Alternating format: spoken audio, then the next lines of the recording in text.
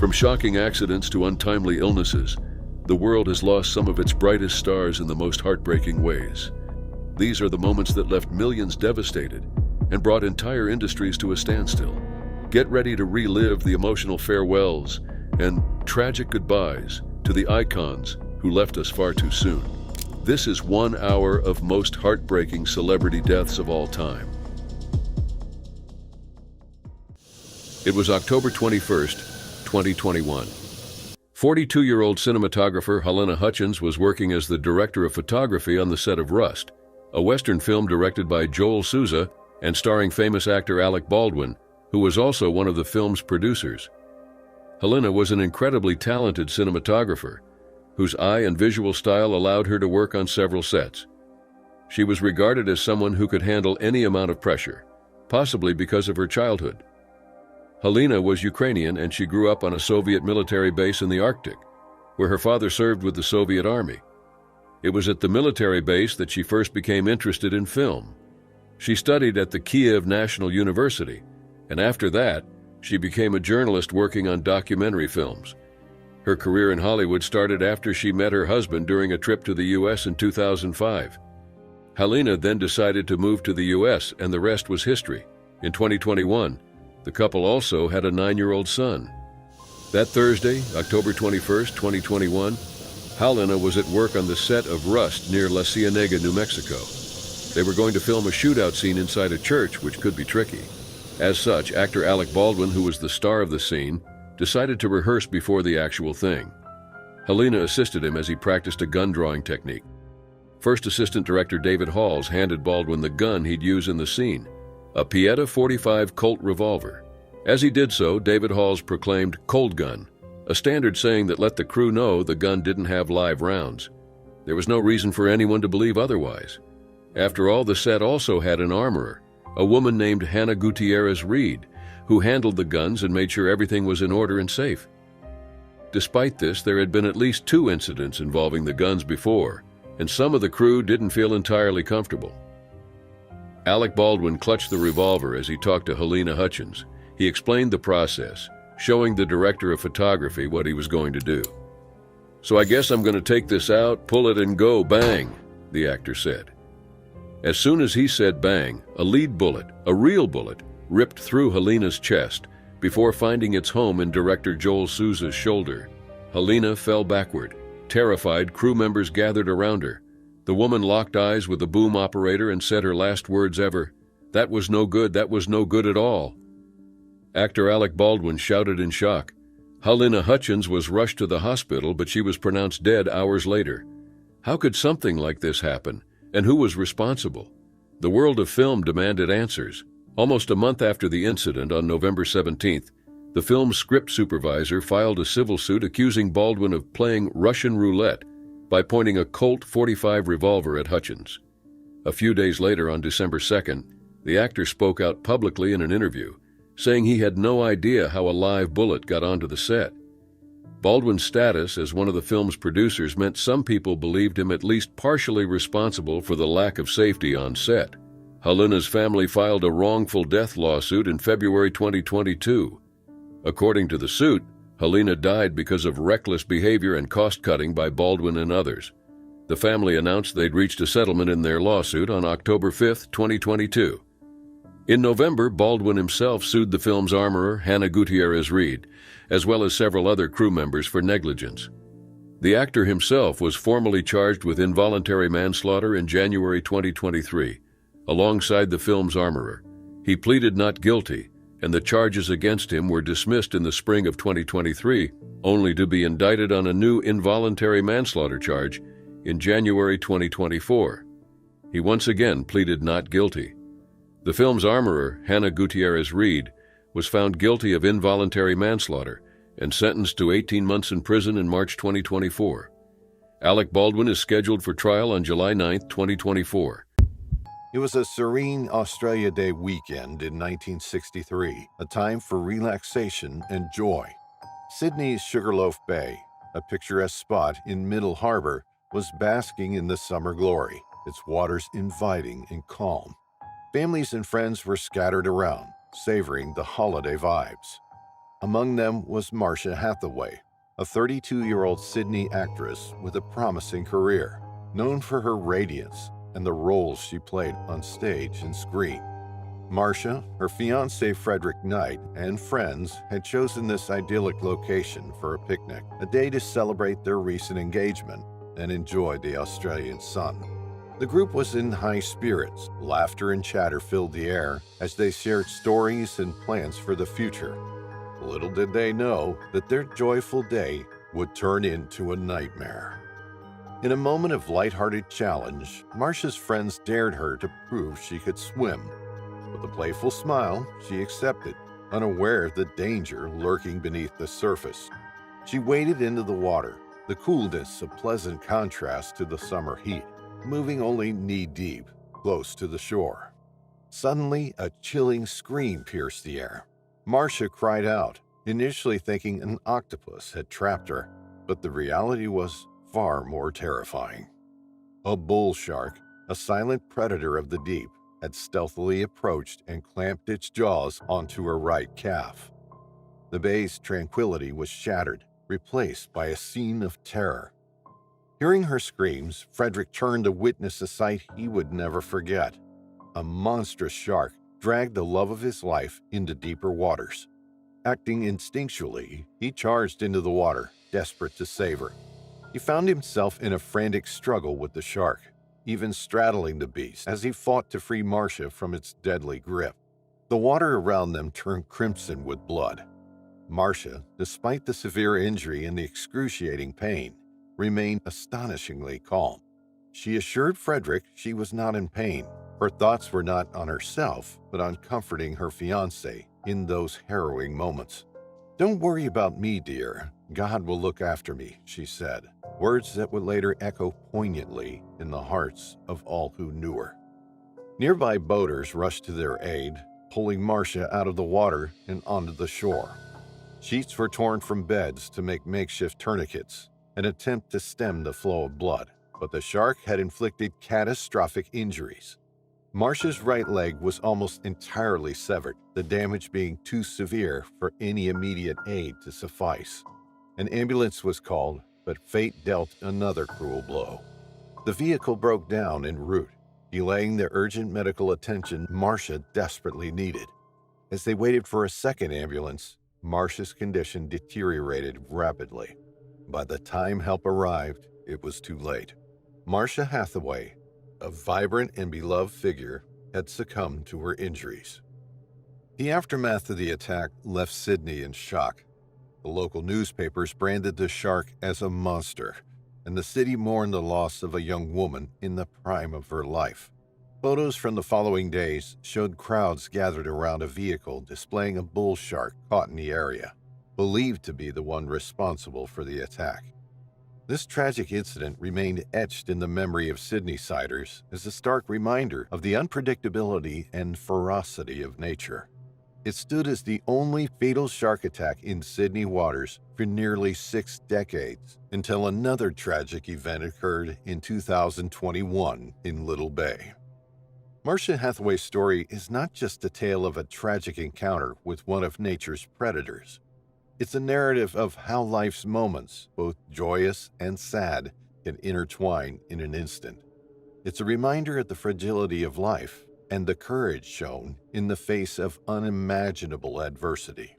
Her legacy lives on in the memories of those who knew her and in the annals of Sydney's history, a poignant reminder of the day when happiness turned to sorrow in the blink of an eye. The heart of San Francisco, a city vibrant with life and stories, the Pacific Avenue Apartments stood unassuming, a dwelling like any other in the bustling area. On a fateful January day in 2001, it was here that the life of Diane Whipple, a cherished lacrosse coach at St. Mary's College, would tragically intertwine with a creature far removed from the urban landscape she called home. Just days shy of her 34th birthday, Diane returned from a grocery run, her arms laden with bags, her mind perhaps on the upcoming celebrations. Known for her athletic prowess and vibrant spirit, she had narrowly missed qualifying for the 1996 Atlanta Olympics in the 800 meter. Her passion for sports had seamlessly transitioned into a coaching career, where she was revered for her innovative techniques and uncanny ability to unite her team, turning them from underdogs to champions. She lived with her longtime partner, Sharon Smith, in an apartment filled with love, laughter, and shared dreams. Diane was the kind of person who lit up a room with her presence. Her energy and enthusiasm were infectious to all who knew her. But there was a shadow looming over her otherwise peaceful life. Diane had confided in Sharon about a terrifying encounter with the neighbor's dog, Bane, a massive Presa Canario known for its muscular build and formidable strength. The incident had left Diane shaken, the memory lingering like a dark cloud. The neighbors, Robert Noel and Marjorie Knoller, were an odd pair, attorneys with lives far from ordinary. They were caretakers for two Presa Canarios, Bane and Hera, owned by a client serving a life sentence. Unbeknownst to many, these dogs were part of a more sinister world, linked to the Aryan Brotherhood and bred for aggression. On that January afternoon, as Diane stepped into the hallway, she was unaware that Bane was loose. In seconds, the hallway turned into a scene of unimaginable horror. The dog, weighing more than Diane herself, attacked with a shocking and deadly ferocity. The neighbors called a 911 was a desperate plea for help, but by the time the police arrived, the scene they encountered was heart-wrenching. Diane lay grievously injured, and the aftermath of the attack was a stark reminder of the savagery that had unfolded. Despite the efforts of the first responders, the injuries were too severe. Diane Whipple, beloved coach, partner, and friend, succumbed to her wounds, leaving a void that words could not fill. The news of her death sent shockwaves through the community. Students and colleagues at St. Mary's College were left reeling, their beacon of inspiration and joy cruelly taken from them. A memorial service was held where Megan Bryan, one of her players, tearfully remembered Diane's impact. She made us a team. We were her creation. Heartbroken and in disbelief, Sharon struggled to accept the loss. The life they had built together, the plans they had made, all lay shattered. The incident raised questions and fears, turning the once peaceful neighborhood into a place of mourning and anger. The bizarre saga of Noel and Knoller unfolded in the public eye, revealing a twisted tale involving criminal connections and strange adult adoption. Their negligent and reckless actions had allowed a deadly creature to roam free. As the legal proceedings began, San Francisco District Attorney Terrence Hallinan and a team of prosecutors, including the ambitious Kimberly Guilfoyle, sought justice for Diane. The trial moved to Los Angeles due to its high-profile nature, unveiling the grim reality of Bane's upbringing and the couple's failure to control their dangerous pets. The conviction of Noel and Knoller brought some closure, but for those who knew and loved Diane, life would never be the same.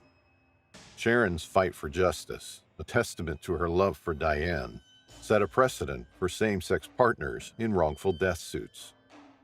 Diane's memory lived on in the following years through the scholarship foundation established in her name. Her legacy continued to inspire young athletes, and her story, a tragic reminder of the consequences of human recklessness and the unpredictability of animal behavior, resonated with many. In the echoes of that hallway on Pacific Avenue, the laughter and cheers of a beloved coach and athlete lingered, a haunting reminder of a life taken too soon and a community forever changed by a single tragic encounter. Of 1967, Jayne Mansfield's star had begun to lose some of its power, but the actress was still famous for her bombshell appearance and willingness to play provocative parts in Hollywood movies. Jayne never got the chance to reclaim her place in the spotlight. On June 29, 1967, the actress died in a tragic accident, an accident still shrouded in mystery. Fact or fiction, the story of Jayne Mansfield's passing became the stuff of urban legends. Jayne Mansfield was born Vera Jane Palmer on April 19, 1933, in Bryn Mawr, Pennsylvania. She had always dreamt of being famous, and her dreams became a reality. At the age of 17, Jane married Paul Mansfield. The couple later relocated to Hollywood, where Jane pursued her acting career. Mansfield was a smart woman. She quickly realized she could create a daring image and capture the public's attention. As such, she became one of the first Playboy bunnies. She stood out from her peers when she was named Playboy's Playmate of the Month in February 1955. Whether it was exposing her breasts in public or being the first actress to be filmed nude on screen in the 1963 movie Promises, Promises, Mansfield was well known for her provocative stunts. She had a pink house, multiple chihuahuas, and a rivalry with Hollywood's other blonde bombshell, Marilyn Monroe. However, when Monroe died in 1962, Jane Mansfield was deeply affected. "Maybe I'll be next," she ominously remarked, a prediction that would prove eerily accurate. It was after midnight on June 29, 1967. Jane had finished a performance at a nightclub in Biloxi, Mississippi, and began a long drive to New Orleans for a television appearance. Since Hollywood's idea of beauty had shifted from busty blondes to petite beauties, Jane's career now entailed primarily nightclub performances and small appearances, requiring her to travel frequently. That night, she traveled to New Orleans with her boyfriend, Sam Brody, and their driver, Ronnie Harrison. 3 of her children were sleeping in the back seat of the 1966 Buick Electra 225. Jane's 4 chihuahuas were also in the car. They traveled along the beach road, passing through towns like Biloxi, Gulfport, and Pass Christian, basking in the warm summer night air. After crossing the high-rise Henderson Point Bridge and the Bay St. Louis Bridge, they made a brief stop for a pit stop at the White Kitchen, a well-known 24-hour landmark near the Mississippi-Louisiana state line.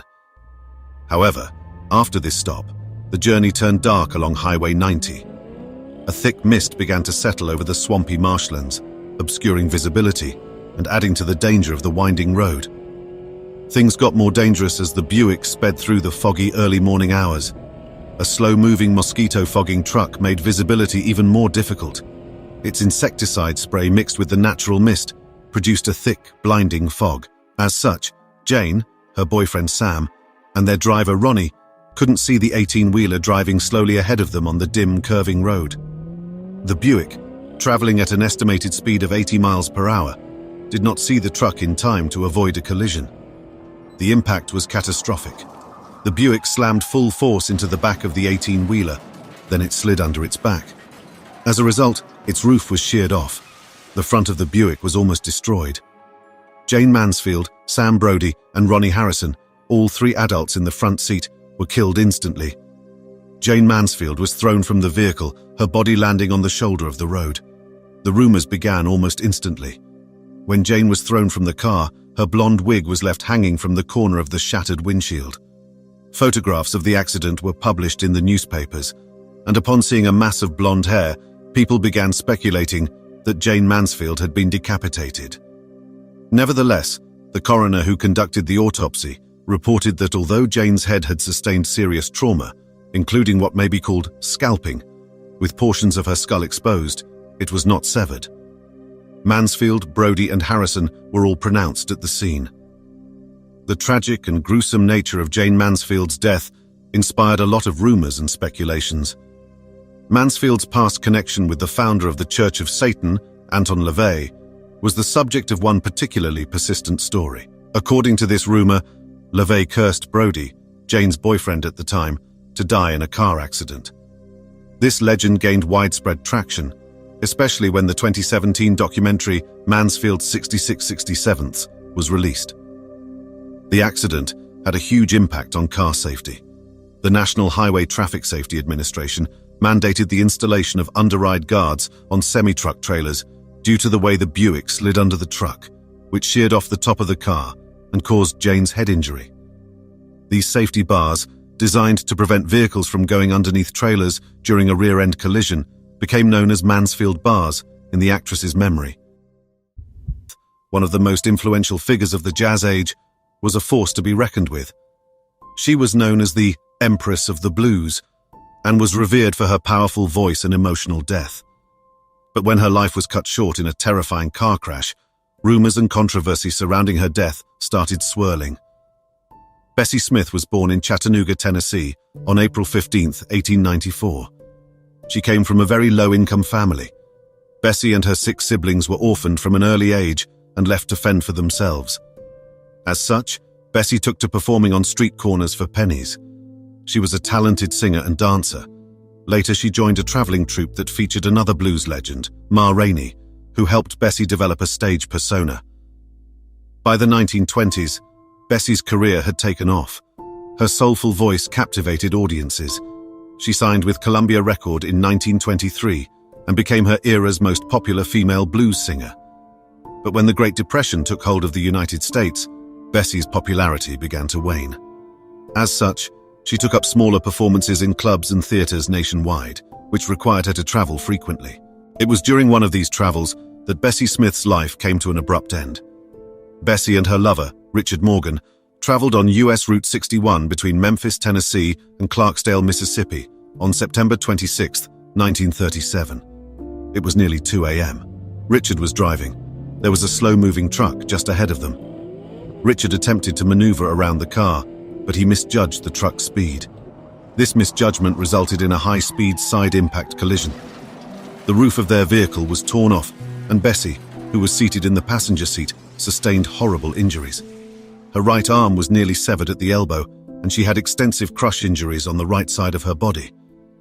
Richard Morgan was unscathed, but Bessie lay critically injured in the middle of the road. That's how the first person on the scene, a surgeon named Hugh Smith, found her. He quickly realized Bessie required immediate medical attention.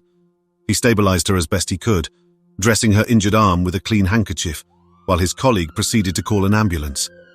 Tragedy almost struck again, when another car rushing towards the scene collided with Dr. Smith's parked vehicle, nearly missing Bessie Smith. Eventually, as Bessie's state deteriorated, 2 ambulances arrived, one from a black hospital and one from a white hospital.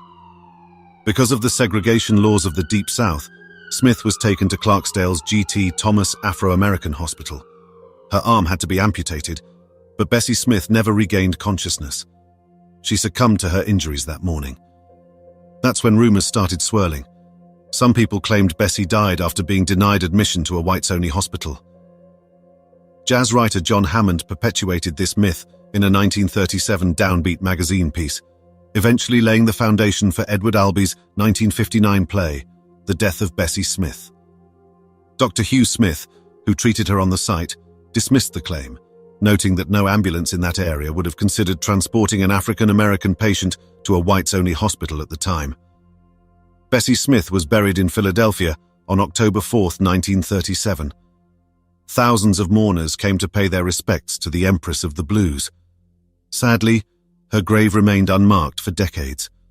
During those years, her estranged husband, Jack G., thwarted efforts to erect a headstone. In 1970, a tombstone was finally placed on Bessie's grave, funded by singer Janis Joplin and Juanita Green, a friend of Bessie's. 1982. The moon hung low over Indian Dunes, casting a ghostly glow on the sprawling landscape of Valencia, California. The location, a favorite for filmmakers throughout the 1980s, had seen its fair share of action, from the adventures of MacGyver to the drama of China Beach. But on this fateful night, it was the set of Twilight Zone the movie that transformed the quiet ranch into a scene of unspeakable tragedy. It was late at night, but the set was filled with crew members. 31-year-old John Landis, who had previously directed Animal House and An American Werewolf in London, was directing his film with his usual iron fist. It was no wonder everyone was on set. The night scene called for actor Vic Morrow to carry 2 young children, 7-year-old Micah Din Lei and 6-year-old Renee Shin-Yi Chen, out of a war-torn village and across a shallow river. At 53 years old, Vic Morrow was already a seasoned actor with an impressive portfolio of films. The children, however, weren't actors. In fact, they weren't even supposed to be on the set.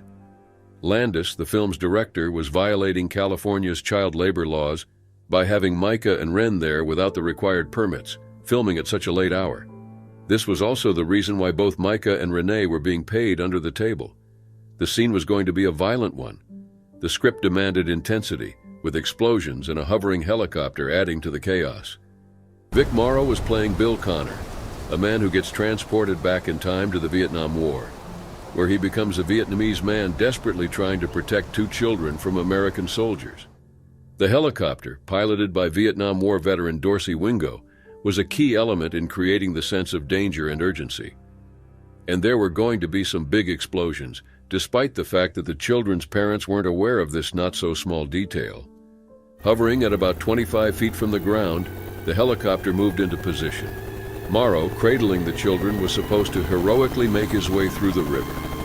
The make-believe village behind the actors erupted into controlled flames, and Morrow started waddling through the river, carrying the two small children in his arms.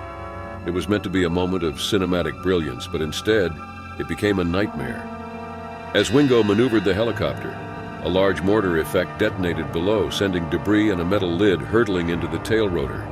The rotor, crucial for stabilizing the aircraft, shattered upon impact. The pilot was scared out of his mind, but he was new in the business and didn't want to disrupt the shoot. He barely moved as the helicopter began to spin uncontrollably. Vic Morrow allegedly believed he was going to die in a helicopter crash. Down below, the actor had just dropped Renee. Micah was still in his arms when the out-of-control helicopter plummeted towards them. The main rotor blades struck Morrow and Micah, slicing through them. Renee was crushed by the helicopter's right landing skid. In a heartbeat, all three lives were extinguished. The chaos and noise of the set were replaced by an eerie silence as the reality of what had happened settled over the stunned crew. Then Renee's mother started screaming, breaking the horrible spell. A real-life tragedy was unfolding in front of them. The pilot survived miraculously. Law enforcement arrived on scene just before dawn. The aftermath was a whirlwind of investigations and courtrooms. At the trial, it was revealed that the pilot, upon seeing the explosions, had tried to steer clear, only to lose control completely. Production manager Dan Allingham had sensed the danger and called for a break, but director John Landis insisted the helicopter got lower and lower. Stephen Lydecker, another camera operator, testified about Landis's cavalier attitude towards the stunt's risks. He recounted a chilling remark made by Landis: "We may lose the helicopter." Lydecker, as well as many others, believed Landis's dismissive attitude was to blame for the tragedy. The legal battles raged for over a decade. Landis, along with 4 others, faced charges of manslaughter but were ultimately acquitted. In a 1996 interview, Landis said the tragedy, which he thought about every day, had an enormous impact on his career, from which he might possibly never recover. It was September 24, 2007, and Conway Wycliffe, a New Zealand-born special effects technician, was working on the set of Christopher Nolan's The Dark Knight. Conway was 41 years old and had an impressive career, having worked on big-budget hits such as Batman Begins, Children of Men, and Casino Royale. His passion for his craft had taken him across the globe to work on some of the biggest blockbusters of his time. And now he was in Chertsey, Surrey, ready to make his contribution to what would become one of the most popular films of the late 2000s. That day, Conway was leaning out of the window of a 4WD Nissan, facing backward to capture the perfect shot of the stunt car. The vehicle he was in was driven by a man named Bruce Monroe Armstrong. The plan was simple: film the Batmobile as it sped parallel to their own vehicle, capturing the intensity and the epicness of the moment. As they approached a bend, the situation took a tragic turn. The Nissan veered slightly off course, clipping a bank before colliding with a tree. The impact, though at a relatively low speed of about 19 miles per hour, was severe enough to cause catastrophic damage. Conway didn't have his seatbelt on. Even more, his head was hanging out of the open window at the moment of the impact. As a result, his head got crushed between the tree and the car. His injuries were fatal. Fellow crew member Ian Mitchell watched in horror as the Ford WD failed to turn onto the service road and instead continued into the grass, ultimately striking the tree. He rushed over to find Conway in a dire state, and calls for a medic were immediately made, echoing throughout the set. Despite their efforts, Conway was pronounced dead at the scene. Christopher Corbould, the special effects supervisor, faced scrutiny over the incident, but a court ultimately ruled Conway's death as an accident. In memory of Conway Wycliffe, the final credits of The Dark Knight read, "In memory of our friends Heath Ledger and Conway Wycliffe, a poignant reminder of the fragile line between life and art." In the vast shimmering expanse of the Great Barrier Reef, a man whose heart beat with nature's wildest creatures embarked on his final underwater adventure. The world-renowned crocodile hunter Steve Irwin dove into the waters with the same fiery passion and zest for life that had made him a beloved figure worldwide. For Steve, the ocean was not just a vast body of water, but a sanctuary where he felt most alive. On that fateful day in September 2006, the sun cast a golden hue over the sea, reflecting the boundless energy of a man who had dedicated his life to wildlife conservation and education. Accompanied by his loyal cameraman, Justin Lyons, Steve set out to capture the wonders of the underwater world for Ocean's Deadliest, a testament to his undying love for the mysterious marine life. Steve's life was a tapestry woven with adventure, love, and an unbreakable bond with the natural world. His wife Terry, his soulmate and partner in conservation, and their children, Bindi and Robert, were the anchors of his life. Together, they shared a deep, unwavering commitment to protecting the creatures Steve so dearly loved. As Steve swam in the clear blue waters, his eyes lit up at the sight of a magnificent stingray. It was a routine shoot, something he had done countless times, yet every encounter with nature held a new thrill for him. Signaling for one last shot, Steve aimed to capture the stingray's graceful departure. But nature, in all its unpredictability, had a different plan. In an instant, the routine shoot turned into a dire situation. The stingray, feeling threatened, lashed out, its barbed tail striking Steve with a force that no one could have anticipated. Justin, witnessing the horror unfold, sprang into action. The crew's frantic race back to shore was a blur of shock, fear, and desperate hope. Steve, gravely injured yet calm, uttered his final words to Justin, a heart-wrenching acceptance of his fate. "I'm dying," he said, his voice a faint whisper amidst the chaos. Those words, spoken with a heartbreaking calmness, marked the end of an era. The news of Steve Irwin's tragic passing sent shockwaves across the globe. The loss was an unimaginable void for Terry, Bindi, and Robert. The man who was their world, hero, and guiding star was gone. The world mourned alongside them, sharing the grief of losing a man who had brought the wonders of the wild into their lives with unmatched enthusiasm and joy. Steve had always believed that the camera must keep rolling no matter what. It was his way of bringing the unfiltered realities of nature to the world. But the footage of his final moments, a tape capturing the last chapter of an extraordinary life, became shrouded in respect for the family's wishes. Steve's friend and director, John Stanton, faced the agonizing decision of viewing the footage. His resolve that it should never be public was a testament to his deep respect for Steve. The tape was handed over to the authorities, and apart from one copy, all were destroyed. That one remaining copy, the silent witness to Steve's final journey, remained hidden, its contents forever guarded. As the years passed, Steve's legacy continued to thrive. Terry, Bindi, and Robert carried on his mission with unwavering dedication. Bindi, blossoming into a passionate wildlife conservationist, and Robert, following in his father's footsteps, ensured that Steve's spirit and message lived on. On the anniversary of his death, the family shared their memories and tributes, each a reflection of the love, laughter, and lessons Steve had imparted. Fans worldwide joined in remembering the crocodile hunter, not just for his tragic end, but for the vibrant life he led. Steve Irwin's story was more than a tale of adventure and tragedy. It was a narrative of love, family, and an unyielding commitment to protecting the natural world. Though tragically cut short, his life was lived to the fullest, leaving behind a legacy that resonated far beyond the television screens.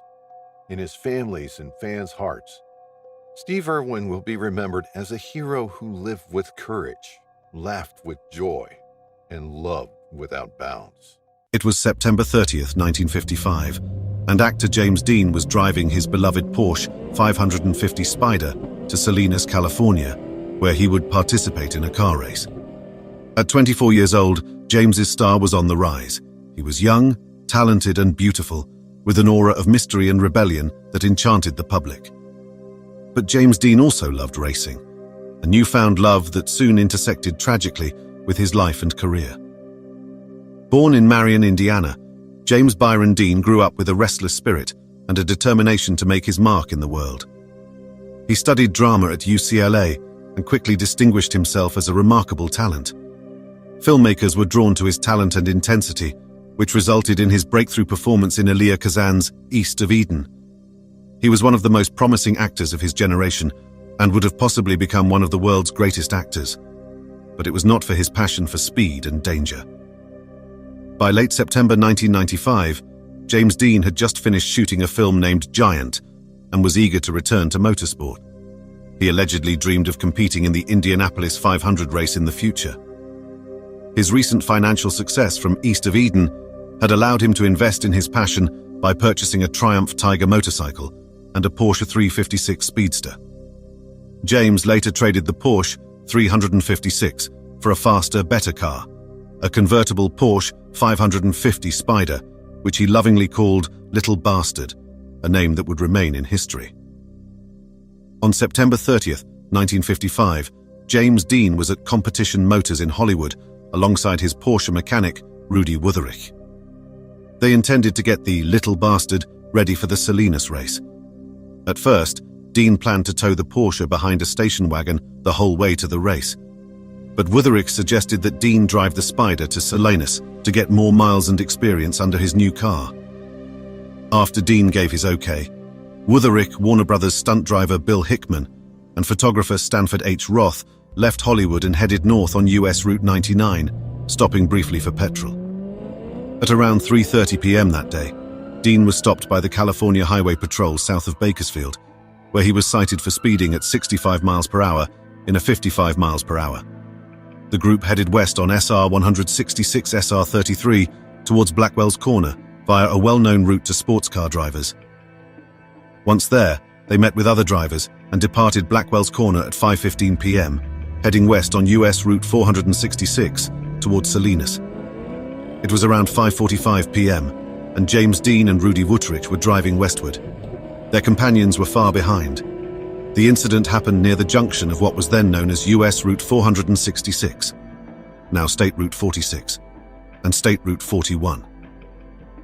As James Dean drove towards the west, another car, a 1950 Ford Turdor driven by a 23-year-old called Donald Turnipseed, was heading east. When Turnipseed made a left turn onto SR 41, he crossed directly into the path of James Dean's speeding Porsche, Little Bastard. Dean had just enough time to realize what was going to happen. As such, he attempted a racing maneuver to avoid impact, but it was too late. The two cars collided almost head-on.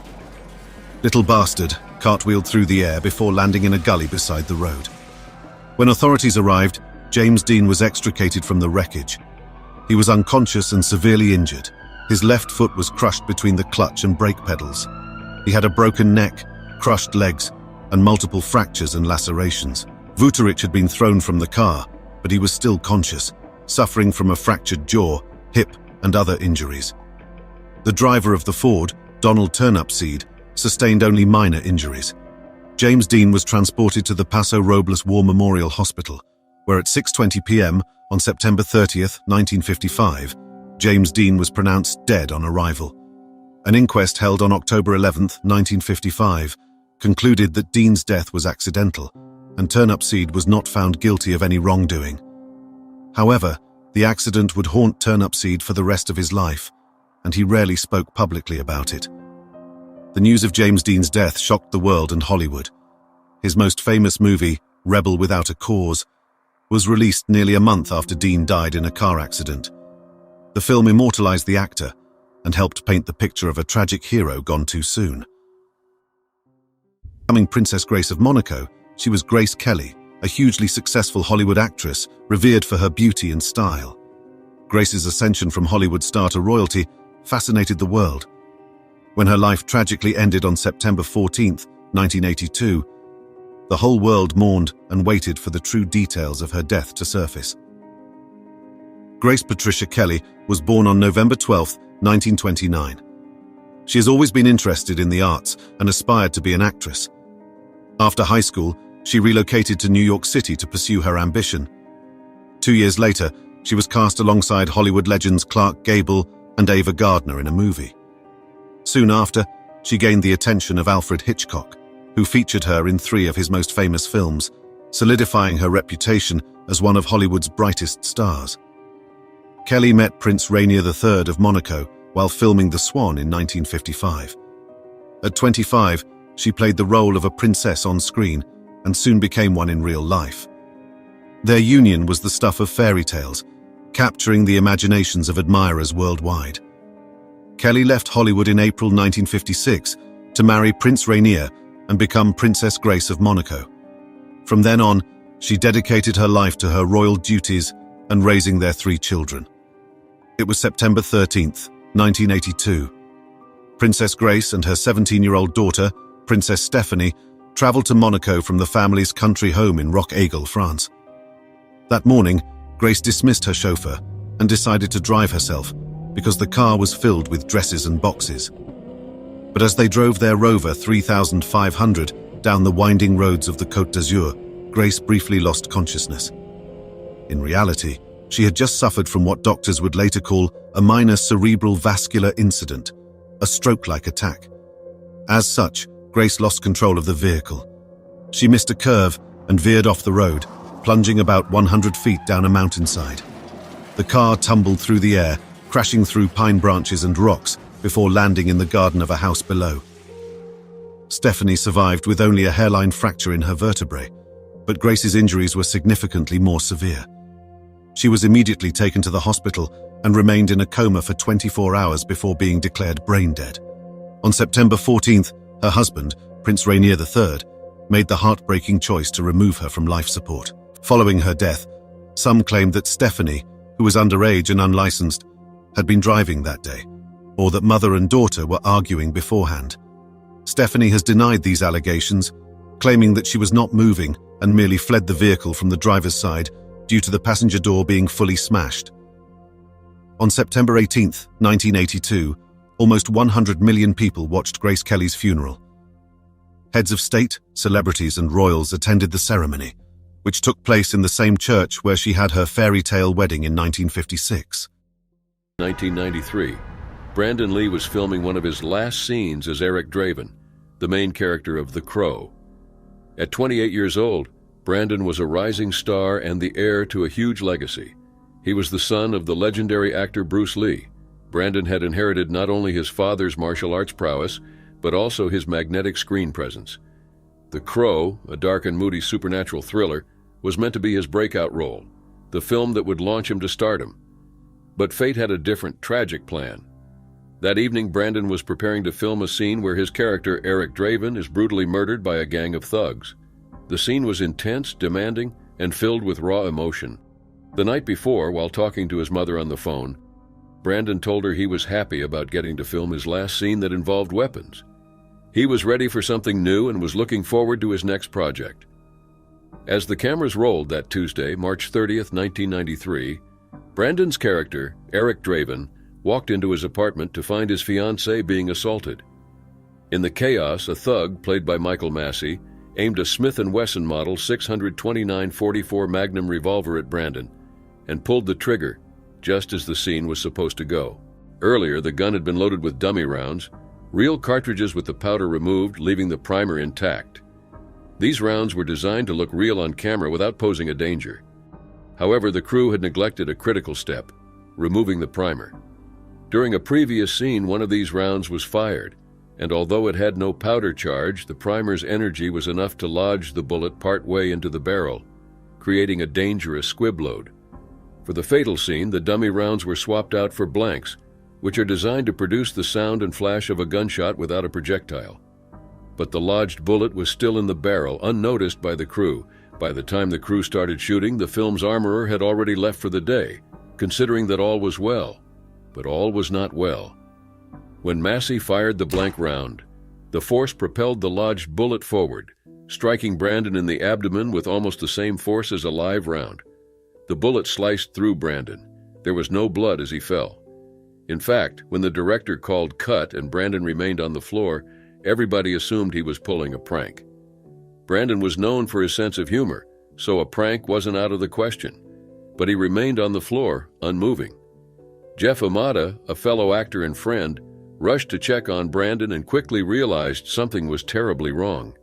Brandon Lee was unconscious and struggling to breathe. A medic was called. At first, the man shook Brandon, thinking maybe the actor had hit his head in the fall. Again, there was no visible bleeding, and Brandon's pulse was regular, at least at first. Within minutes, though, his pulse slowed dramatically. Then it stopped. The cruel reality set in, and Brandon was rushed to New Hanover Regional Medical Center. After 6 hours of surgery, Brandon Lee died in the early hours of Wednesday, March 31, 1993. The shooting was ruled an accident due to negligence. Brandon was laid to rest next to his father at Lakeview Cemetery in Seattle, Washington. In the wake of the tragedy, Brandon's mother, Linda Lee Cadwell, filed a lawsuit against the filmmakers alleging negligence. The suit was settled out of court. The Crow was eventually released and is now considered a cult classic, with a devoted fan base. Catherine Chappell found her calling in the verdant expanse of South Africa's wilderness. A spirited soul, she was more than just a remarkable visual effects artist, known for her work on epic sagas like Game of Thrones. Her Instagram was a kaleidoscope of her adventures, a recent picture with Stephen Fry standing out, showcasing her vibrant life and the connections she made. To her friends and family, she was a dreamer, a doer, and an eternal wanderer, seeking to capture the world's beauty and protect its creatures. Catherine's spirit was as wild and untamed as the landscapes she traversed. She was a storyteller, not just through her visual artistry, but through the life she led. Every journey she embarked on was a quest to bring awareness to the world about the beauty of nature and the threats looming over it. Her latest adventure had brought her to South Africa, a land teeming with wildlife and natural splendor. She was a beacon of light to her family. Her infectious laughter and fearless nature inspired all who knew her. Standing at 5'4", she carried herself in the presence of someone twice her size. Her sister Jennifer would often joke about how Catherine believed she was a 6'4", 250-pound man trapped in a more petite frame. This indomitable spirit drove Catherine to explore the unexplored and challenge the status quo.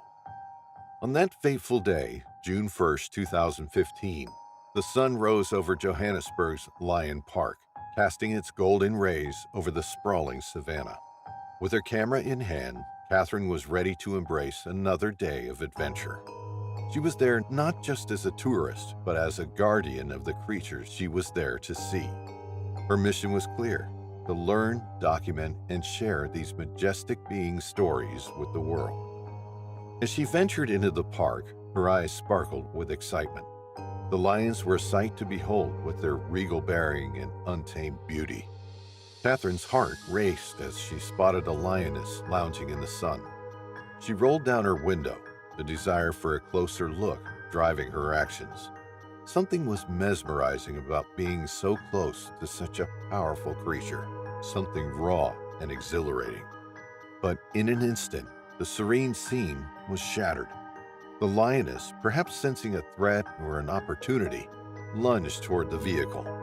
Caught off guard, Catherine found herself face to face with the wild. What followed was a blur of roars, screams, and chaos. Pierre Potgieter, the guide, leapt into action, fighting the lioness with all his might, his fists meeting the beast's face in a desperate attempt to save Catherine. The attack was relentless and brutal. Ben Govender, an eyewitness in a nearby car, could only watch in horror. He recalled the lioness retreating, blood dripping from her mouth, only to return with even more ferocity. Catherine's battle for life was a heart-wrenching sight, a clash between human vulnerability and wild instinct. The aftermath of the attack left everyone reeling. Pierre, having suffered a heart attack in the ordeal, was a testament to the intensity of the moment. Catherine's life, full of dreams and passions, was instantly snatched away. The world lost an artist and a spirited soul with so much more to give.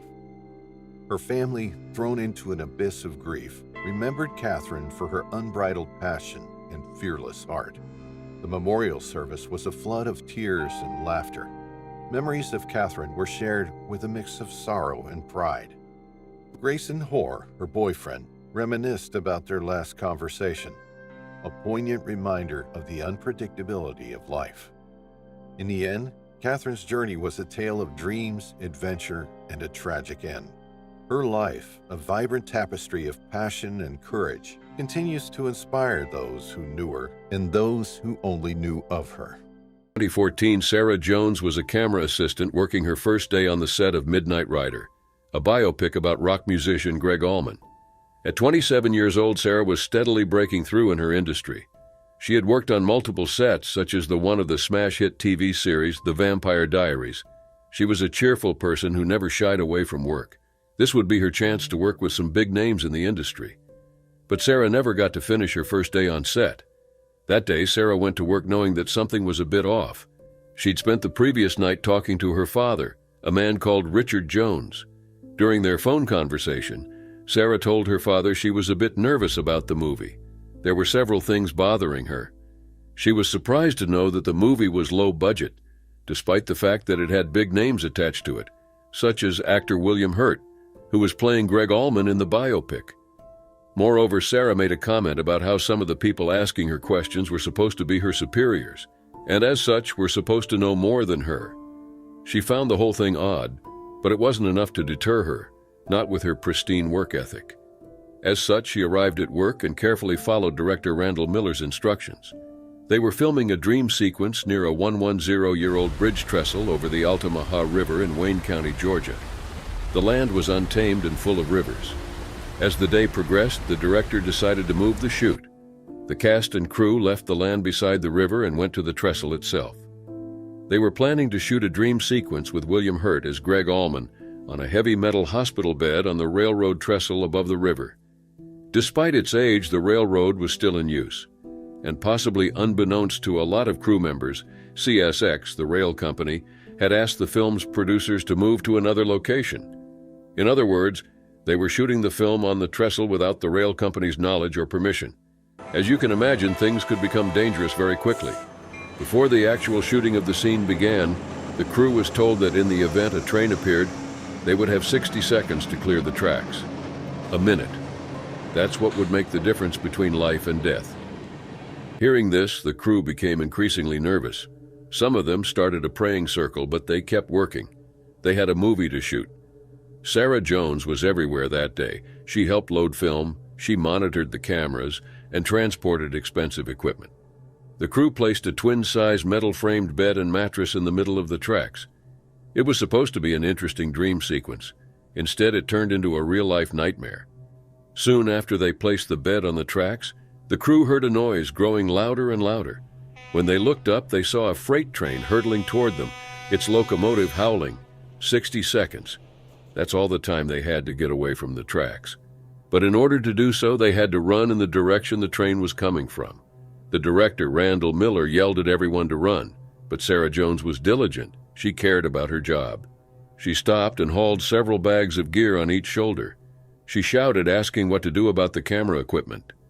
Everybody yelled at her to drop it and run. In the meantime, other members of the crew, including the director, attempted to remove the metal bed from the tracks, fearing it could derail the approaching train and lead to a tragedy. However, their efforts were futile. The bed was too heavy, and the train was moving too quickly. When the train struck the bed and mattress with great force, it scattered debris. One piece of this debris struck Sarah Jones, who was attempting to find safety on the gangplank. The impact knocked her onto the tracks, and she was subsequently hit by the train, killing her instantly. Only her mangled body was left behind. Upon seeing Sarah's body, some members of the crew started screaming. The director cried. The crew was traumatized, but they helped collect Sarah's body until a team of paramedics arrived. Several members of the crew were also injured and needed serious medical attention. Director Randall Miller served 2 years in prison before going on probation for his part in the accident. The film's executive producer, Jay Sedrish, was initially sentenced to 10 years in prison, but his sentence was limited to probation with no jail time. Midnight Rider, the film, was never finished and released. Almost 1,000 people attended Sarah Jones's funeral.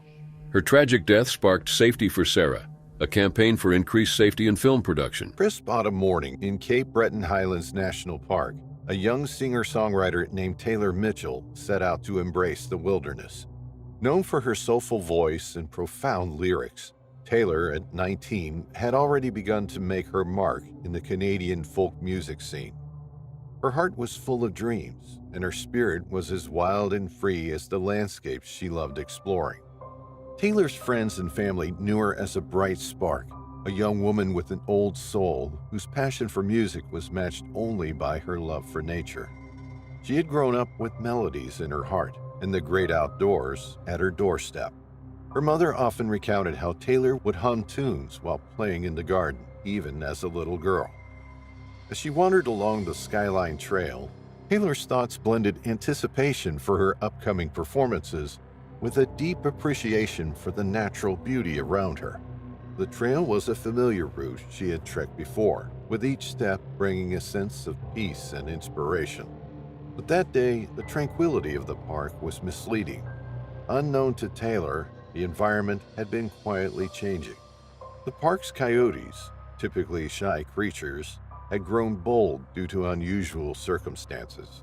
A recent scarcity of their regular prey had led them to adapt in unforeseen ways. These animals had begun hunting larger creatures, even moose, an extraordinary behavior for their species. Stanley Garrett, a researcher studying these coyotes, would later suggest that this prey switching had altered their natural behavior. No longer the timid scavengers of the woods, these coyotes had learned to confront and take down formidable opponents. As Taylor meandered along the trail, lost in her thoughts and the music playing in her head, a pack of these altered coyotes lurked nearby. In a tragic twist of fate, their paths crossed. The coyotes attacked, perhaps mistaking her for another animal or driven by a newfound predatory confidence. Taylor's scream shattered the serenity of the forest, a stark, chilling sound that seemed out of place in such peaceful surroundings. Hikers nearby rushed to her aid, their hearts pounding with fear and shock. Calls were made to emergency services, and soon the sound of sirens pierced the air, disrupting the natural chorus of the park. Paramedics found Taylor grievously injured, her body bearing a brutal testament to the attack. Despite their efforts, her wounds were too severe. The young singer, whose life had been a beautiful melody, tragically faded into silence. Taylor Mitchell, a beloved daughter, friend, and artist, succumbed to her injuries, leaving a void that words could not fill. The news of her death sent ripples of sorrow across the country. Fans who had followed her burgeoning career were left heartbroken.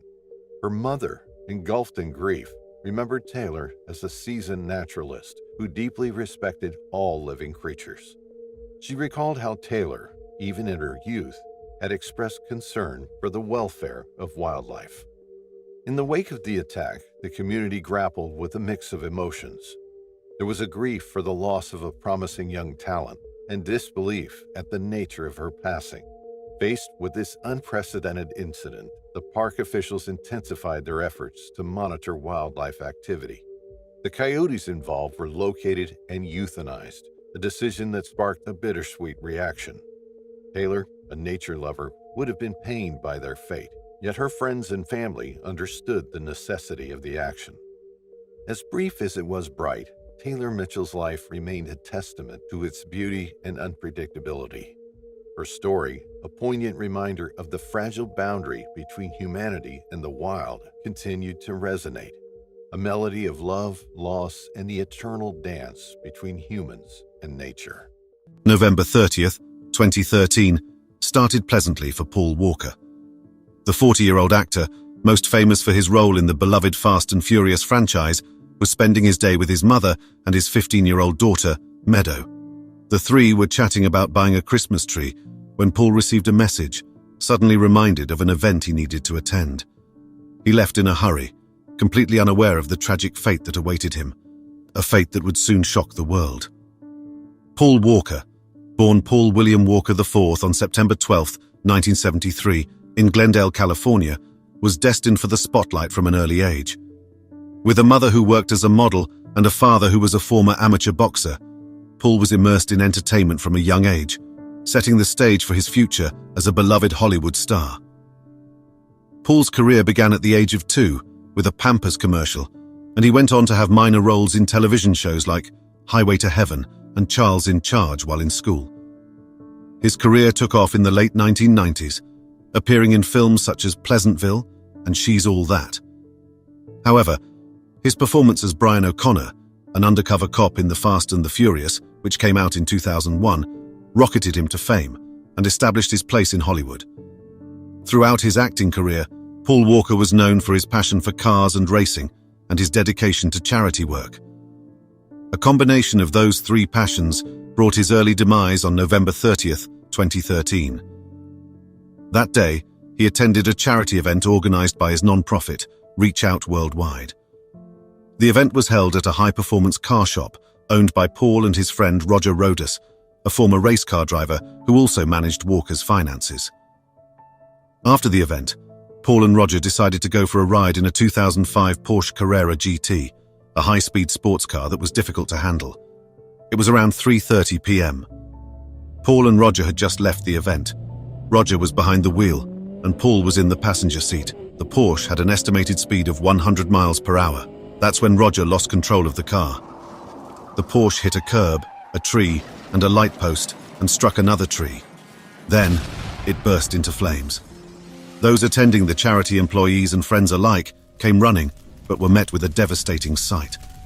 The car was engulfed in fire, and their attempts to rescue Paul and Roger proved futile.